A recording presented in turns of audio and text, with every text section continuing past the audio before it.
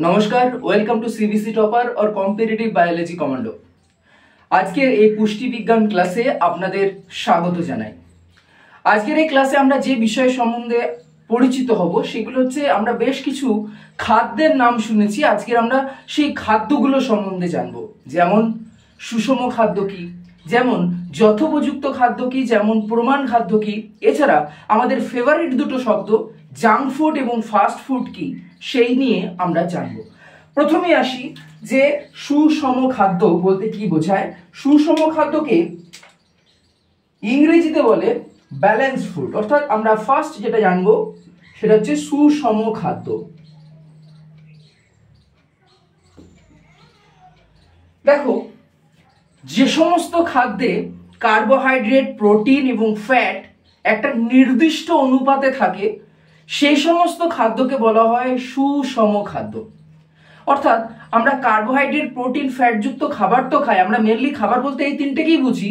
তো এই তিনটে উপাদানযুক্ত খাবার হলেই শুধু হবে না, যেখানে একটা নির্দিষ্ট অনুপাতে থাকবে এই কার্বোহাইড্রেট, প্রোটিন এবং ফ্যাট, তখন সেই খাদ্যটাকে আমরা বলবো সুষম খাদ্য।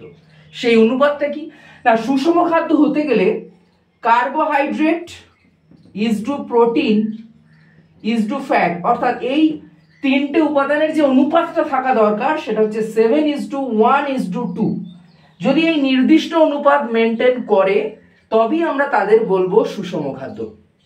অর্থাৎ আমরা যদি 100 গ্রামের কোনো খাবার খাই, সেই 100 গ্রামের খাবারের মধ্যে যেন 70 গ্রাম কার্বোহাইড্রেট থাকে, যদি 10 গ্রাম প্রোটিন থাকে এবং যদি 20 গ্রাম ফ্যাট থাকে, তবেই আমরা তাকে বলবো সুষম খাদ্য। যদি নির্দিষ্ট অনুপাত না থাকে তাহলে আমরা বলবো না সুষম খাদ্য। বাড়িতে যে খিচুড়ি রান্না করা হয় প্রধানত, সেক্ষেত্রে এইরকম একটা more or less ratio maintain করা হয়, তো খিচুড়িকে বলা হয় সুষম খাদ্য। দুধকে সুষম খাদ্য বলা হয় না, তার কারণ দুধের মধ্যে ভিটামিন সি এবং লোহা থাকে না, সেই জন্য দুধকে সুষম খাদ্যের পরিবর্তে বলা হয় আদর্শ খাদ্য। 2 নম্বর যেটা, সেটা হচ্ছে প্রমাণ খাদ্য বা ইংরেজিতে বলে স্ট্যান্ডার্ড ফুড। প্রমাণ খাদ্য কার না, যে সমস্ত খাদ্য থেকে একজন প্রাপ্তবয়স্ক ব্যক্তি তার দৈনিক যতটা শক্তির প্রয়োজন ততটা পেয়ে যায়।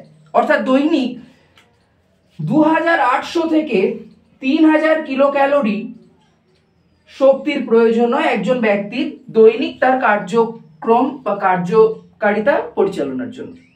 এবার এই যে 2800 থেকে 3000 কিলো ক্যালোরি শক্তি পাচ্ছে, সেটা যে কোনো এক জাতীয় খাবার খেয়ে পেতে পারে, শুধু কার্বোহাইড্রেট খেয়ে পেতে পারে, শুধু ফ্যাট খেয়ে পেতে পারে, শুধু প্রোটিন খেয়ে পেতে পারে। এখানে ম্যাটার করছে না কোন জাতীয় খাদ্য সে খাচ্ছে, এখানে ম্যাটার করছে যে এতটা শক্তি পাচ্ছে কিনা। অর্থাৎ দিনের শেষে এতটা কিলো ক্যালোরি শক্তি যে খাদ্য থেকে সে পাবে সেই খাদ্যটাকেই বলবে সে প্রমাণ খাদ্য। 3 নাম্বার যেটা, সেটা হচ্ছে যথোপযুক্ত খাদ্য বা ইংরেজিতে বলে অ্যাডেকুয়েট ফুড। যথোপযুক্ত খাদ্য কি না, যথোপযুক্ত খাদ্য হচ্ছে এখানে একজন ব্যক্তির কতটা খাদ্যের প্রয়োজন সেটা এইসব বিচার বিশ্লেষণ কিচ্ছু ছাড়াই একটা গড় মানে একটা অ্যাভারেজ মানের খাদ্য যখন দিয়ে দেওয়া হয়। অর্থাৎ নিজের ধার ধরে যখন পড়ার চিকিৎসা যেরকম করা হয়, নিজের প্যারাসিটামলে জ্বরটা ঠিক হয়ে গেছিল, তুমি অন্যজনের জ্বর হয়েছে তুমি বলে প্যারাসিটামল খাও, তাহলে অন্যজনের জ্বর ঠিক হতেও পারে না হতেও পারে, কারণ অন্য যদি ইনফেকশন হয়ে থাকে তাহলে হবে না। ঠিক একই রকম যথোপযুক্ত খাদ্য মানে একজন ব্যক্তির একটা খাদ্য যতটা দরকার হয় যথোপযুক্ত মান বিচার বিশ্লেষণ না করে একটা গড় মানের খাবার দিয়ে দেওয়া, বা গড় মানের খাবার যখন সে খাচ্ছে তখন তাকে আমরা বলবো যথোপযুক্ত খাদ্য, যেটা তার পুষ্টির জন্য বা পুষ্টি উপাদান সরবরাহের জন্য দায়ী। এই তিনটে খাদ্য সম্বন্ধে আশা করছি কনসেপ্ট ক্লিয়ার হয়েছে। নেক্সট যে দুটো বিষয় সম্বন্ধে জানা দরকার বা বোঝা দরকার, যে দুটো আপনাদের প্রায় পরিচিত শব্দ, একটি হচ্ছে ফাস্ট ফুড আর একটি হচ্ছে জাঙ্ক ফুড। এই দুটোর মধ্যে কিন্তু ডিফারেন্সিয়েশনটা আপনাদের জানা দরকার। দেখুন, ফাস্ট ফুড কি? ফাস্ট ফুড মানে ফাস্ট মানে কি দ্রুত, অর্থাৎ যে খাবার খুব দ্রুত বানানো যায়, অর্থাৎ যে খাবার দ্রুত বানাতে গিয়ে অর্ধসিদ্ধ বা হয়তো ঠিকমতো সিদ্ধ নাও হতে পারে, এমন খাবারকে আমরা বলবো ফাস্ট ফুড।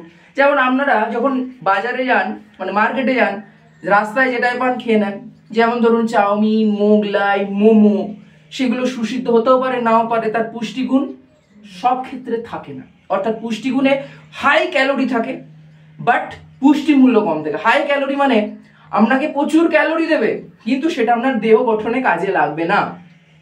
অর্থাৎ কিরকম ব্যাপার, যে পুষ্টি মূল্য কোনো উপাদানে আছে মানে তার ক্যালোরি মূল্য থাকবে, এটা ঠিক, কিন্তু ক্যালোরি মূল্য থাকলেই যে তার পুষ্টি মূল্য থাকবে এটা হতে পারে না। কারণ আপনি ধরুন কোনো একটা খাবার খাচ্ছেন, সেই খাবারটা থেকে শক্তি তো ইনস্ট্যান্ট পেয়ে যাচ্ছেন, কিন্তু সেটা যদি দেহ গঠনে কাজে না লাগে তাহলে বলবো তার কিন্তু পুষ্টি মূল্য নেই। একই রকম ফাস্ট ফুডের পুষ্টি মূল্য নেই বাট ক্যালোরি মূল্য হাই। যেমন আমরা বলতে পারি মোমো, যেমন আমরা বলতে পারি ম্যাগি, যেমন আমরা বলতে পারি মোগলাই, যেগুলো আমরা সাধারণত রাস্তায় খেয়ে থাকি।